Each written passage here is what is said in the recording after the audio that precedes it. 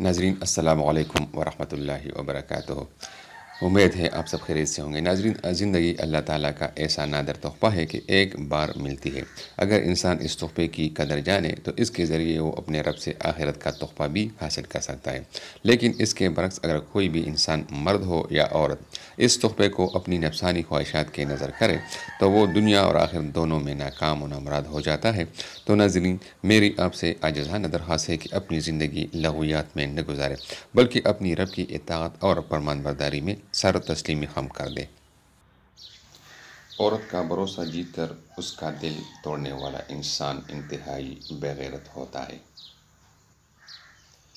درد سے چھٹکارا پانے کی بس ایک ہی صورت ہے کہ آپ ہمدرد بن جاؤ کسی کا بھی۔ ہمیں خاموشی سے وہی سنتے ہیں جن کی آنکھیں ہم سے مخلصانہ محبت کرتی ہے۔ انسان کو اپنے ارد گرد مثبت لوگوں کی بڑی ضرورت ہوتی ہے، مگر یہ نعمت بھی مقدر سے ہی ملتی ہے۔ زیادہ تر لوگ اپنے احساسات اپنے اندر ہی رکھتے ہیں۔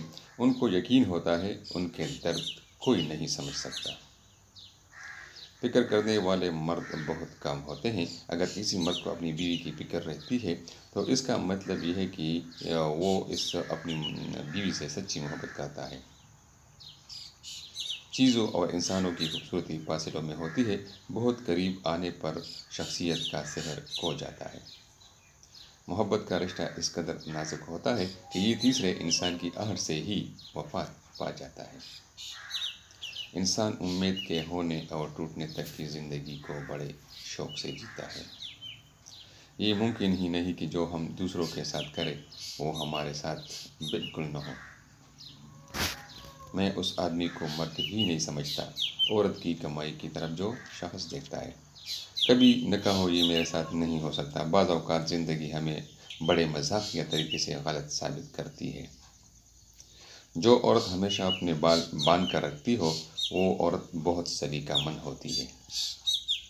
ناظرین، مزید اس طرح کی ویڈیوز دیکھنے کے لیے ہمارا چینل ضرور سبسکرائب کریں۔